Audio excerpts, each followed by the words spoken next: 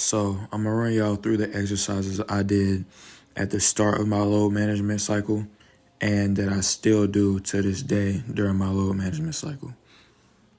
So to start, no matter what, when I come in the gym, it doesn't matter what muscle group I'm working on, I always start off with the backwards treadmill walks for at least 10 minutes.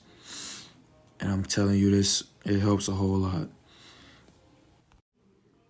So after I finish my 10 minutes on the treadmill, I'll immediately go over to the leg extension machine and do my isometrics. Now, in the later stages of the load management cycle, I do 5 sets of 45 seconds each leg. But in the beginning, if you're fresh and your knees are still hurting really bad and you're having trouble getting up weight, I suggest doing 3 sets of 30 seconds or 3 sets of 45 seconds and then gradually move up. But as you raise the sets and time, you need to raise the weight as well. Afterwards, I'll go and do these Patrick step-ups, I'm pretty sure they're called. And make sure you go down slow and then you come back up a little bit quicker. Now, depending on how my knee is feeling, I'll maybe go 2 or 3 sets of 7. Sometimes I'll go 3 sets of 10. Or sometimes I'll just keep it at 2 sets of 7. Because sometimes it's a little too much for my knees to start.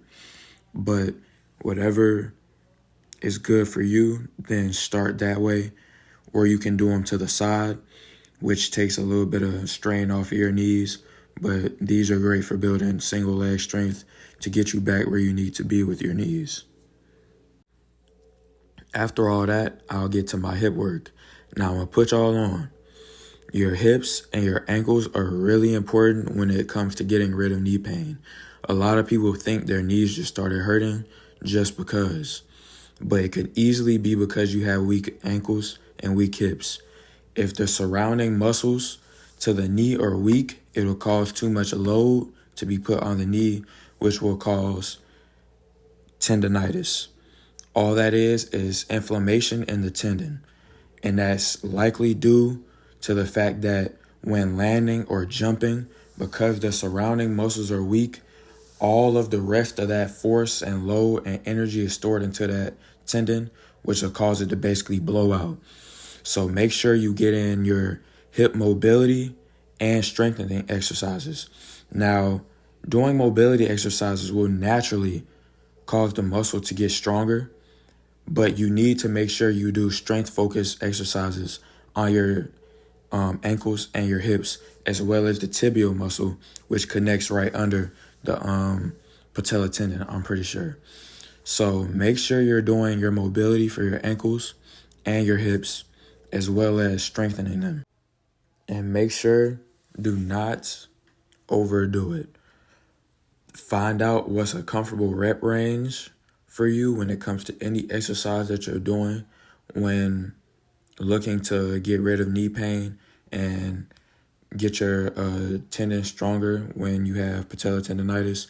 Because if you overdo it, you're just going to be setting yourself back. And it's not minor setbacks. They're really huge setbacks. So make sure you find what is almost too much or just enough and stay there until you've built the right amount of strength to actually start moving up reps or weight. So y'all take that information. If y'all want a more detailed video, y'all comment down below and I'll do that for y'all.